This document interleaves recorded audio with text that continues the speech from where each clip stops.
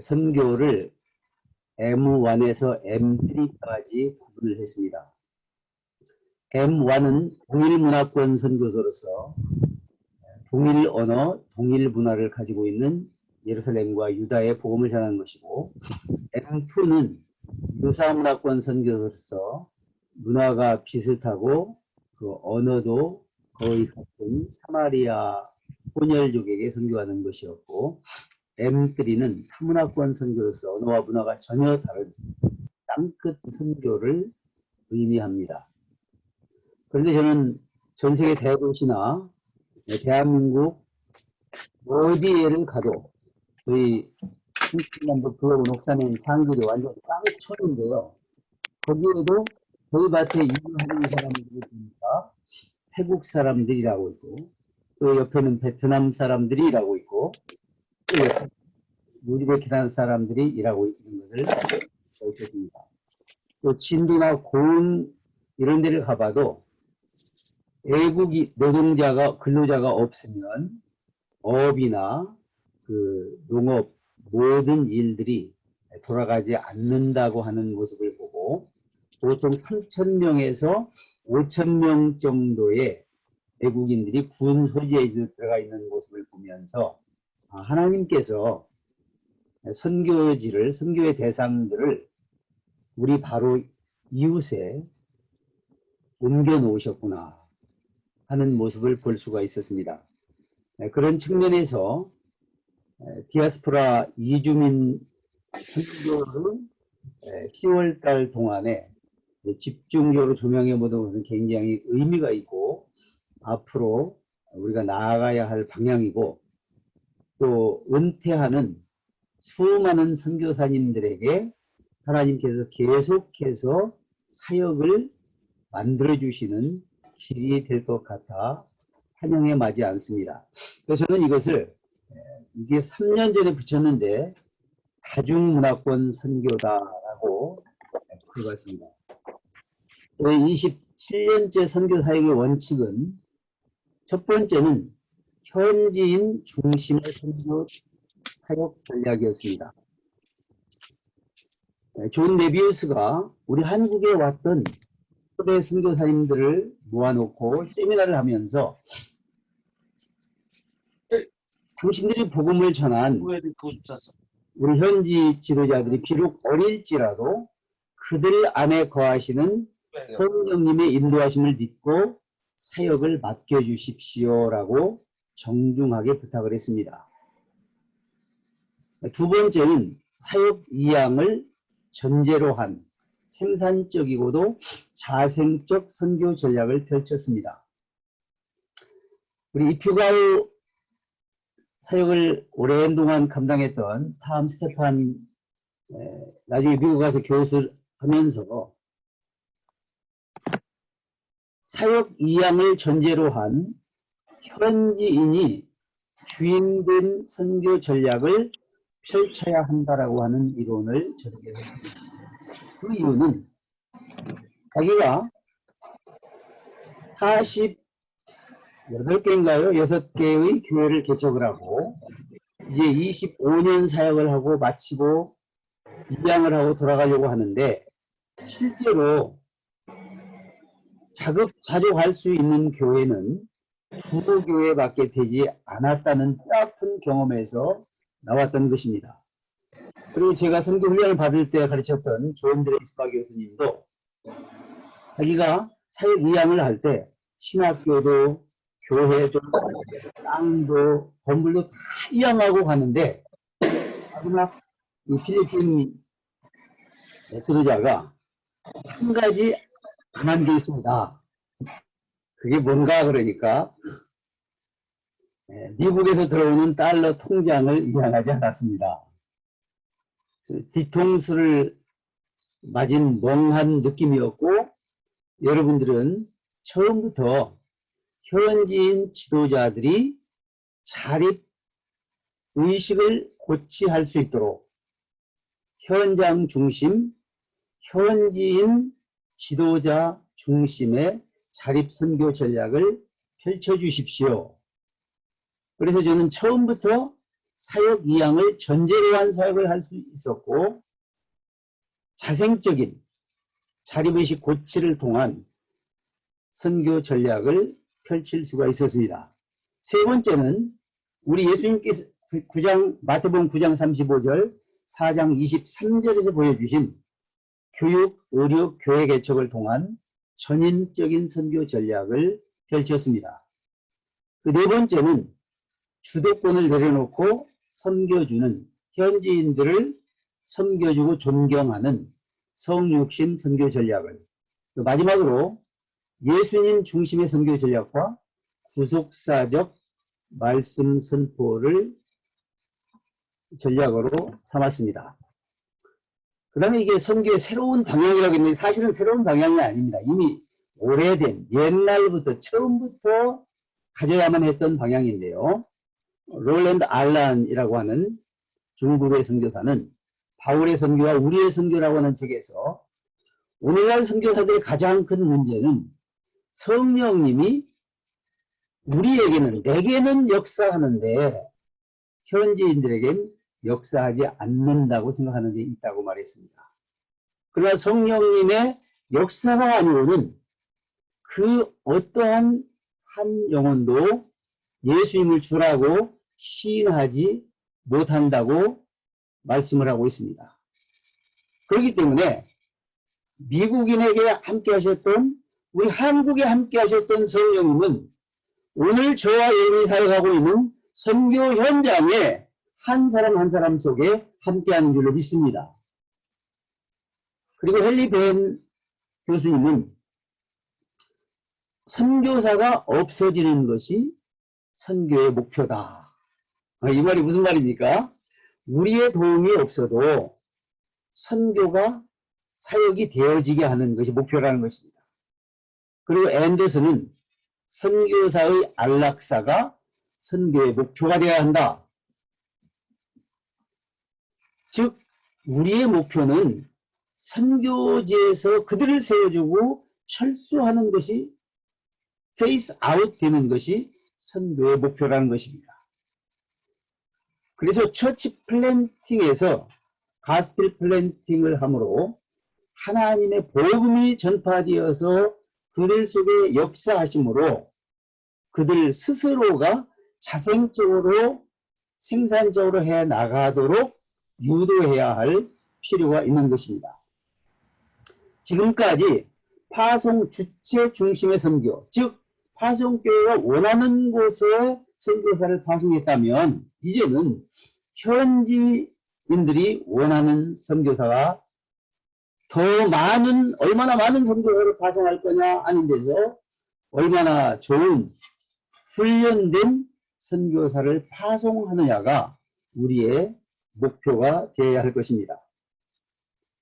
우리는 선교지가 선교사를 위해서 존재하는 것이 아니라 우리 선교사가 하나의 미랄이 되어서 선교지에서 죽어지는 것이, 즉 그들이 선교지를 위해서 존재하는 저와 여러분 될 수 있기를 주의 이름으로 축원합니다. 오늘 우리가 서 있는 21세기 선교의 상황은 만만치가 않습니다. 인구가 증가하는 것에 비해서 선교사님들의 왕성한 활동에도 불구하고 미전도 종족의 수가 줄어드는 것이 아니라 지금 28억 7천만으로 늘어났습니다. 선교사 입국을 제한하는 국가가 제가 들어갈 때 80개국에서 120개국으로 늘었습니다. 그것은 높아져만 가는 종족 갈등과 문화의 장벽 때문, 종교의 장벽 때문에 그렇습니다. 그 세 번째는 한국교회와 한국선교의 위기를 맞이했습니다. 지금 한국교회는 평균적으로 30% 예산이 줄어들고 있다라고 하는 조사 결과가 발표되어 있습니다. 그리고 선교사 지원자 수는, 이것은 제가 8년 전 이야기입니다. 33%입니다. 그래서 선교단체는 아예 선교사 지원자를 구하기가 가물에 콩나듯이 너무나 어렵다는 것입니다. 그 선교사 고령화로 말미암아 2025년 5년 이내 25%가 은퇴하게 됩니다. 그 유물사관과 세속주의 강력한 도전으로 젊은 세대에서 선교사 후보생이 나오지 않고 있습니다. 그리고 홀로그램과 인공지능 시대 도래로 말미암아 이제는 우리가 가지 않더라도 복음을 전할 수 있는 바로 이 비대면이 그 시작이라고 볼 수가 있겠습니다. 그러면 한국 교회 선교 위기를 극복할 수 있는 유일한 대안은 무엇이냐? 첫째는 전문인 자비량 선교, 즉 전문가들이 나아가서 목회자일지라도 전문적인 기술을 한 가지씩을 습득해서 현지에서 지금 선교사를 들어오지 못하도록 제한하는 국가가 120개국입니다. 무슬림, 힌두, 불교, 공산권이 다 제한을 합니다. 그러나 가서 사업을 하거나 학교를 하거나 병원을 하거나 이런 경우는 환영하기 때문에 그렇습니다. 비즈니스 자립선교가 필요한 이유는 일찍이 허버트 케이는 해외 나가 크리스찬들이 훈련을 받고 효과적인 그리스도의 증인이 된다면 이는 세계 선교 운동의 미래의 물결이 될 것이다. 그렇습니다. 지금 미 남침례교는 90%가 미국 전체는 75%가 전문인 자비량 선교사입니다. 새로운 미래 물결이 이미 되었습니다. 우리나라도 34%입니다. 그러나 이것이 KWMA에서 100만 명을 내보낼 계획을 가지고 지금 야심차게 밀고 있기 때문에 아마 곧 50대 50 정도로 나갈 것입니다. 아프리카 선교사인 데빗 리빙스턴은 문명의 두 선교자인 기독교와 상업은 절대로 분리될 수 없다라고 얘기했습니다. 그리고 우리가 잘 아는 근대 선교의 아버지 윌리엄 캐리는 가능하다면 선교사들은 부분적으로든 전적으로든 자신의 노력으로 선교 사역을 해야 한다. 실제로 웰런 포라 대학을 설립을 하고 교수 사역을 하면서 95%를 자립을 했습니다.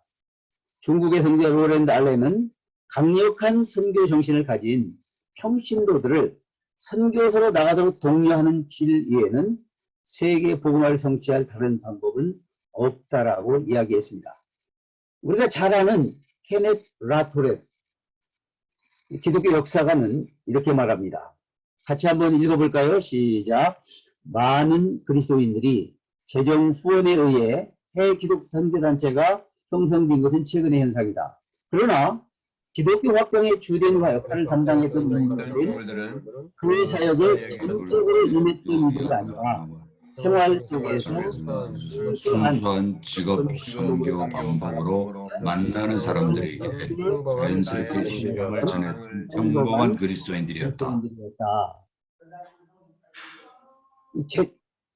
100% 재정 후원에 의해서 교단이나 해외 선교단체가 형성된 것은 비교적 최근의 현상이다. 그래서 8장에서 역사를 보면 전문인 자비량 선교 군단이 주 세력이었다는 것을 지난번 사도행전 8장 말씀에서 말씀을 드렸습니다. 그 CCC 창립자인 빌 브라이트 박사는 같이 한번 읽습니다. 학생들은 역사의 과정을 바꾸어 놓은 주요 인력을 대표한다. 많이 거듭난 체험을 가진 학생들 10만 명이 그대로 해외 대학에 들어가서 공부하면서 선교한다면 전 세계 사람들에게 그리스도를 전파하는 일에 크게 기여될 것이다. 전통적인 방법으로 선교할 수 없는 공산국가와 회계권에서 복음을 전하고자 할 때는 대학생들이 다른 어떤 그룹보다도 더 자유롭다. 이제 자립선교 필요성입니다. 비즈니스 자비량 선교는 거부할 수 없는 대세가 되었습니다. 국제금융위기 여파로 파송교회 선교비 중단이 그리고 팬데믹으로 말미암아 40%가 줄어들었고 중단도 높아질 것입니다. 현지 도시의 치솟는 물가고로 사역이 위축되고 있습니다. 허셀 그레이브는 지금 자기가 선교할 때보다 6배가 물가가 늘었습니다. 그리고 우리가 겪는 코로나 팬데믹 가운데 현지에서 자립이 필요하다고 인정하는 시대가 되었습니다. 그리고 전인 사역으로 현재 인적물질 영적 자원을 창출해내고 건강하고 풍성한 선교사의 열매를 기대할 수 있으며 현지의 고용 인력과 부를 창출해서 복의 채널이 될 수가 있습니다. 이 성경적 근거는 신구약 전체를 통해서 많은 예들이 있습니다. 그러므로 비즈니스나 전문직을 가지는 것이 곧 선교다라고 이야기할 수 있을 정도였습니다.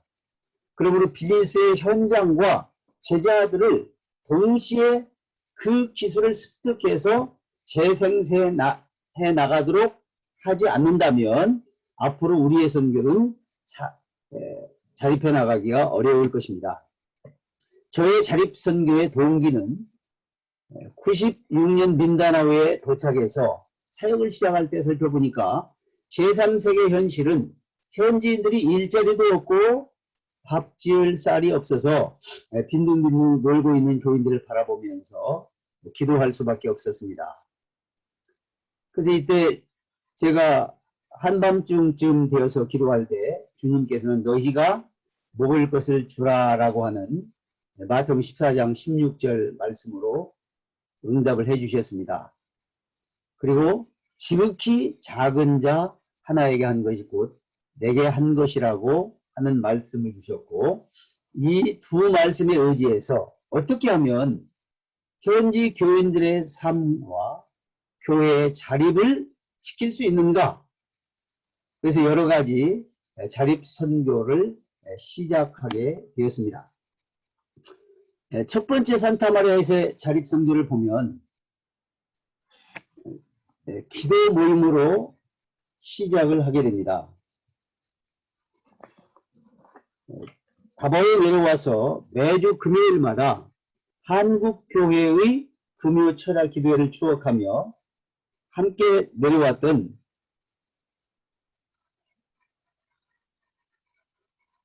침례교회 천학한 선교사님과 통합집의 손선교사님, 우리 세 가정이 자녀들까지 12명이 모여서 돌아가며 뜨겁게 3시간 동안 기도회를 가졌습니다. 우리 선교사님들 뿐만 아니라 주변의 필리핀 사람들도 하나님이 기가 모르셨나? 왜 이렇게 크게 기도하느냐고 비아냥 거리거나 항의가 들어올 때면 너는 내게 부르시지라. 할렐루야. 응답하겠고 네가 알지 못하는 크고 비밀한 일을 내게 보이리라고 아멘! 3장 3절에 말씀하셨고, 우리 주님도 이 땅에 살아가실 동안 어렵고 힘들 때마다 심한 통곡과 눈물로 기도하셨기 때문에 그 본을 따라 통성으로 기도하는 것이라고 현지인들에게 말해주고 주문하였습니다. 할렐루야. 2달 동안을 기도하며 지역 언어인 세부안어를 배우고 있을 때 어느 날 다니엘이라고 하는 목사님이 스스로 저를 찾아왔습니다. 미국 선교사님이 미국에서 농구 단기 선교팀을 이끌고 민다나오에 왔다가 오는 길에 비행기 안에 저를 만나게 되었습니다. 그래서 선교 비전을 함께 나누고 제 명함을 그분에게 줬는데, 그때 산타마리아라고 하는 지역에서 머니시펄리티에서 농구 게임을 주선한 코디네이터로 다니엘 목사님이 수고했는데 그에게 명함을 주었다. 그래가지고 저에게 찾아왔다는 것입니다. 그리고 삼선교사님이 기독학교 비전을 갖고 계시라고 들었는데 자기한테 땅이 3헥타르가 있으니까 와서 함께 일하자는 것입니다. 저는 감사하기도 했지만은 서로 알아가야 할 필요가 있기 때문에 오늘 저녁을 우리 집에서 먹고 금요 기도회가 있는데 함께 기도하자고 권했습니다. 그가 한국교회 부흥에 대해서 이미 익히도록 알고 있다며 기꺼이 참석했다고 했습니다. 영어를 요약해가며 예배를 드린 후 한 사람씩 기도 제목을 내어놓고 통성으로 기도하기 시작했습니다. 할렐루야. 오늘 목사님도 본인이 미국에서 대학과 신학대학원을 9년 반 동안 유학을 했는데 한국인 유학생 당시 3명이 새벽마다 운동장에 나가서 무릎 꿇고 큰 소리로 기도하는 소리를 들으면서 당시 할렐루야. 친구들과 이야기하기를 하나님 좋으시나 왜 저렇게 큰 소리로 기도하는지 모르겠다며 비웃었다고 했습니다. 근데 이제야말로 자기가 왜 한국교회가 부흥했는지를 알겠다며 다음 주에 또 와도 되겠냐? 그래서 다음 주에는 사역자 5명을 데리고 그 지역의 목회자들을 다 데리고 왔습니다. 할렐루야! 할렐루야. 할렐루야. 우리들이 포장 공사를 하고 있었기 때문에 그때는 5시간 걸립니다. 1시간 20분이면 가는 길을. 그래서 터덜거리면서 왔는데 함께 저녁 식사를 먹고 다 같이 뜨겁게 기도하고 나서 이분들이 제발 우리 마을에도 와서 이 5개 교회 전 교인을 모아놓을 테니까 이 기도에 대해서 좀 가르쳐 주십시오. 할렐루야. 하나님과 기록 가운데 임재하시는 성령님의 기름 부으심과 통성기도 능력에 매료되었습니다. 성령 하나님께서 저들의 심령 가운데 역사한 결과인 줄로 믿습니다. 아멘. 그래서 우리 세 가정은 다음 주 금요일 철야 예배를 위해서 금요일 날 본고지 한 대를 렌트를 했고요. 아이들이 오후 2시 반에 학교가 끝나기 때문에 학교에서 곧바로 아이들을 태워가지고 산타마리아로 직행했습니다. 3시간 반을 걸려서 목사님 댁에 도착해가지고 정성껏 마련한 저녁을 먹고 바닷가 수양관에 갔는데 6개 교회, 그 지역교회 전체 300명 정도의 성도님들이 말씀을 사모하며 모여서 할렐루야. 경배와 찬양을 드리고 있었습니다. 이 필리핀에서 얼마나 찬양을 뜨겁게 합니까? 그 소리에 우리보다 더 열정적으로 찬양하는 모습이 우리에게 보여도 이렇게 아름다운데 하나님 보시기엔 얼마나 아버지께서 기뻐하실까를 생각하며 가슴이 뛰고 흥분이 되었습니다. 합심기도 능력에 대해서 제가 설교를 하고 만왕의 왕이신 그분 앞에 겸손한 마음으로 무릎을 꿇고 기도합시다. 제가 먼저 바닥에 무릎을 꿇었습니다. 주춤주춤하던 이 필리핀 목사님들이 선교사님들의 뒤를 따라 무릎을 꿇기 시작했고 성도님들도 절반 정도가 무릎을 꿇고 기도하며 회개하기 시작했습니다. 서로 미워하고 시기했던 죄, 내 마음의 이기심과 탐욕의 죄, 자기의 의의를 드러내며 교만해졌던 죄, 교만의 죄, 하나님과 우리 사이를 가로막았던 죄악들을 토해내며 기도하기 시작할 때 여기저기서 흐느낌이 일어나기 시작했고 서로 미워하고 시기했던 사람들을 찾아가서 서로 죄를 고백하며 막힌 담을 서로 버리자고 촉구할 때 많은 할렐루야. 서로 부둥켜 안고 저를 회개하며 성령 충만함 가운데 하나 되는 놀라운 은혜의 역사를 체험하였습니다. 아멘. 일부에서는 방언으로 기도하는 분들도 나왔고 땅바닥에 뒹구는 사람 서로 부둥켜 안고 통회하며 기도하기 시작을 했습니다. 또 찬양하며 기도드리는 분들도 있었습니다. 12시가 되어서야 끝나게 되었고 준비한 간식을 나누며 받은 은혜를 간증하는 시간을 새벽 2시까지 갖게 되었습니다. 무엇보다도 페이테올로지컬 세미나리에서 주지주의적 신학 교육을 미국에서 9년 반 동안 공부한 다니엘 목사님이 성령의 역사가 일어난 현장을 처음 경험했다며 그동안 오순절의 신학이 잘못된 신학이라고 치부했던 자신의 교만한 마음을 해결하고 한국교회 부흥을 꼭 맛보고 싶다며 다시 와줄 것을 요청하였습니다. 할렐루야. 한국교회를 경험하고 싶다고 해서 2번을 모시고 한국을 모시고 왔었습니다. 그래서 저희들도 지역 교회들이 연합하여 이렇게 한 몸으로 모인다면 우리가 와서 함께 경배와 찬양을 드리며 기도할 것을 약속했습니다. 그래서 다음 주 산타마리아 교회에서 첫 설교를 하게 되었고, 그때 예배당 지붕에 구멍이 뻥 뚫려 있는 모습을 보면서 새 예배당을 건축을 위해서 기도하자고 도전하였습니다. 그리고 제 마음속에서는 오 하나님, 왜 저를 이곳 산타마리아 머나먼 시골 교회로 인도하셨습니까? 하나님 아버지의 온전하시고 기뻐하신 뜻을, 선하신 뜻을 알기를 원합니다. 기도하면서 예배 후 목사님 사택에 식사를 하기 위해서 가서 의자에 앉자마자 우리는 어디를 가든 기도하지 않습니까? 이 모습을 보면서 우리 다니엘 목사님이 이제야 알겠네요. 한국교회 부흥의 원인이 기도에 있었군요. 라고 고백했습니다. 그 후로 다니엘 목사님은 우리와 함께 가는 곳마다 저희처럼 먼저 이 집에 평안이 넘치기를 기도하는 기도의 사람으로 변화되었습니다.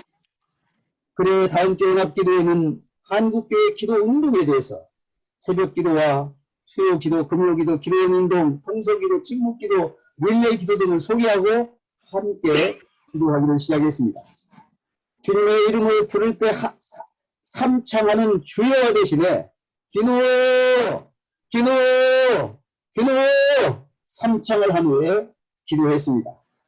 처음에는 어색했는지 잘 따라하지 않았지만 점차 성도님들이 익숙해져 가기 시작했습니다. 새벽기도는 한국에서 시작되는 것이 아니라 마가복음 1장 35절에 우리 주님이 새벽 미명에 한적한 곳으로 가서 친히 모델로 보여주셨으니 우리도 주님을 따라 동이 트기 전 일어나서 기도합시다. 설교할 때 모두가 아멘 그렇게 하기로 결단을 했습니다. 그런데요, 그 다음 주일에 가서 물어보니까 몇 명이나 새벽 기도했습니까?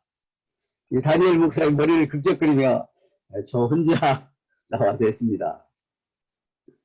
사모님조차도 학교를 당시에 그 기독교 학교를 시작하고 있었기 때문에 피곤해서 나오지 못했고 혼자 말씀을 묵상하고 사도행전을 묵상하는 가운데 정말 성령의 놀라운 체험들을 경험하고 있다고 간증하기 시작했고, 그리고 대부분 일 나가는 분들 때문에 그러면 토요일 날 시작을 하자 해가지고 토요일 새벽기도 운동이 시작이 돼서 보통 20명 내외가 기도하니까 석 달 만에 25명의 성도가 75명으로 부흥하게 됐고 예배당이 앉을 곳이 없었습니다.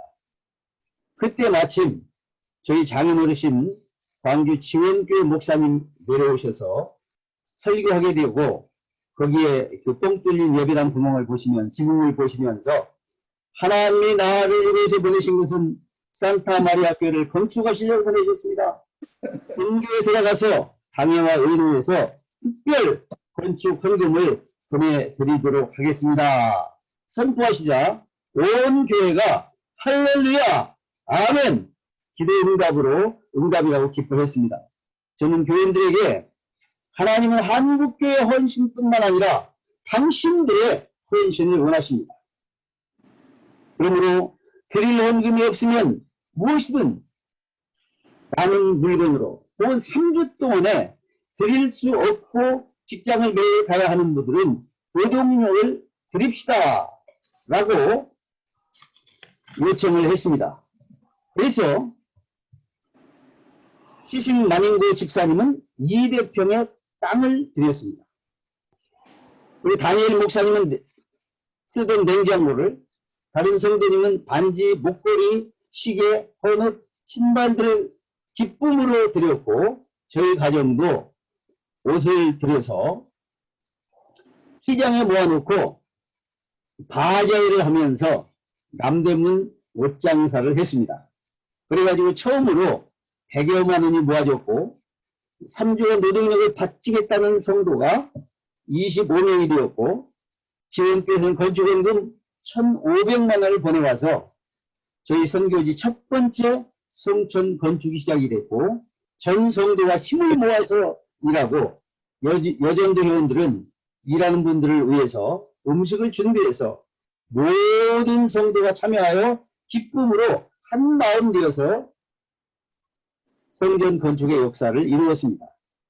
그래서 97년 8월 마지막 주간 헌당 예배를 드리면서 성도들은 100여 명으로 늘어났고 45평의 예배당만 건축한 것이 아니라 인건비를 아꼈기 때문에 유치원 3칸을 동시에 건축하게 되는데 모자란 건축비 200만 원을 또 지원비에서 보내와서 준공을 은혜 중에 마치게 되었습니다. 그런데 놀라운 것은요. 필리핀에서는 준공 예배를 드린다. 그리고 이 통돼지 바베큐하고 밥을 먹는다고 초청을 하면은 어디서 왔는지 550명이 와서 식사를 나누게 되었습니다. 그 첫 번째 추수감사절에 우리는 선교에 도전함으로 매월 100불을 선교하는 선교헌금으로 작정을 하고 다니엘 목사님의 친구들 5명에게 목회자와 선교사들에게 후원하는 교회로 변화되었습니다. 그러면서 이제 하나님, 이제 현지인 지도자 중심의 선교를 위해서는 신학교를 시작을 해야 되는데 모든 교단을 초월한 민다나오 개혁신학교를 시작하도록 기도했습니다. 그래서 다니엘 목사님한테 물었습니다. 혹시 여기에 이 읍소재지에 비어있는 건물이 있느냐 물으니까 자기 땅에 자기가 땅을 기증을 해서 영농 기술 훈련을 할 수 있도록 교실 3칸을 지어 놓았는데 여기에 훈련을 하다가 지금은 비어 있습니다. 놀고 있습니다. 그러면 무니시퍼리티 입사무소에 가서 한번 그 사용 여부를 물어보아 주십시오. 다음 주간에 이 안에 좀 인테리어만 조금 해가지고 사용해도 좋다라고는 허가를 받았습니다. 할렐루야. 신학교를 건물 교실 3칸을 그냥 얻었습니다. 필요한 것은 기숙사와 또 안에 약간의 그 수리비였습니다. 이것을 선교 편지에 썼을 때 바로 응답이 와갖고 한 권사님의 헌신으로 기숙사를 세우고 그리고 수선에서 3분 선교사님과 함께 신학교를 시작하는데 그리고 필리핀 목회자 2분이 여기에 그 동역자가 되어 주었고 어떻게 자유를 할 수 있을까? 가만히 보니까 이 필리핀 사람들은 생일잔치, 크리스마스, 부활절, 연말 연시 전부 건마다 뭘 합니까? 통돼지 바베큐를 하더라고요. 아, 이것을 돼지 새끼를 내서 팔면 되겠구나. 한국에 들어와서 어미돼지 당시 300불이었습니다. 그래서 10교회를 통해서 300불 모금을 하고 그 다음에 메시지를 전하고 주신 헌금을 가지고 우리 신학생들과 함께 돼지우리를 짓고 어미돼지 10마리를 집어넣으니까 한 번에 이 돼지는 평균 10마리를 낳습니다. 100마리. 그리고 40일 만에 100일 만에 새끼를 낳고 40일 만에 시장에 내다 팔기 때문에 1년에 200마리를 낳습니다. 평균 5만 원 정도 하니까 약 10만 원의 재정이 채워지고 그리고 양계 100마리를 해서 이걸 가지고 와서 제가 선교사님들과 한국인들에게 팔고 그리고 깡콩 이거는 사실 돼지를 뜯어 먹이고 또 학생들 영양식을 하기 위해서 비타민C가 풍부하기 때문에 하고 방학 기간 동안에는 교회를 일부러 방학 기간에 가서 그리고 세미스터 브레이크에 가서 교회를 건축함으로 말미암아 37% 정도가 나온 인건비를 30%로 줄이고 신학생들이 예수님도 목수였다. 자립 의식을 함양하게 되었고 거기에 동참함으로 교회를 지을 수 있는 사람들로 변화시켜 가기 시작했습니다. 그리고 교회는 자립을 위해서 여신도들을 봉제 기술을 교육을 통해서 속옷을 만들어 백화점에 납품함으로 10가지 자립하게 되었고 미 남침내 교단에서 만든 아시아 농촌생활훈련센터에 우리 학생들 12명과 교인 남자들을 모시고 와서 바나나 농장을 어떻게 경영할 것이냐, 채소 농장, 가축, 기르기를 통해서 교인들의 소득 증대를 기여하고 또 중고 자동차 매장을 한국의 장로님을 통해서 다바오에 사시는 분에게 이제 다른 시에 가서 매장을 오픈함으로 그 수익금으로 6개의 지휘교회를 우리가 신학생들과 함께 세우게 되었고 무슬림 사역을 지원하게 되고 그 교회들을 자립할 수 있도록 11조를 들여서 도와주고 그리고 예배당도 1억 2천 들여서 자립으로 그 제널 산토스 시에 건축을 하고 산족 목회자들을 위해서 오토바이 6대를 지원해주는 그러한 자립 의지를 갖게 되었습니다. 그리고 기술학교 설립해서 지금도 120여 명의 학생들에게 취업의 길을 부여해주고 있고 모닝스타 기독학교가 이제는 중학교까지 돼가지고 7명의 교사들을 우리가 채용해서 그 가정들이 자립하게 되었습니다. 오늘 여기까지 하고 또 다음번 시간 있을 때 계속할 수 있도록 하겠습니다. 같이 한번 기도하겠습니다. 거룩하신 하나님, 선교는 전지전능하신 삼위일체 하나님의 역사인 것을 고백합니다. 아멘. 성령 하나님 앞서 행하시며 아버지의 눈물이 고이는 곳에 아버지의 마음을 가지고 찾아가서 그들의 실제적인 필요를 채워주며 예수님의 사랑을 보여주고 주님의 제자를 삼아가는 것임을 믿습니다. 우리가 기도하고 준비한 만큼 성령님 저들의 심령 속에 역사하셔서 우리의 현장이 변화되게 하시고 현지인들은 살아나고 저희들은 죽어가므로 현지인 주도적 선교 전략을 펼쳐가는 것이 성경에 오래전부터 나타난 또 한국 교회에 오셨던 선교사님들이 모델로 보여주신 선교인 것을 저희들이 알았습니다. 또한 어떻게 하면 현지인 성도님들과 지도자들이 자립 의지를 가지고 자생적 선교를 이끌어갈 것인가를 염두에 두고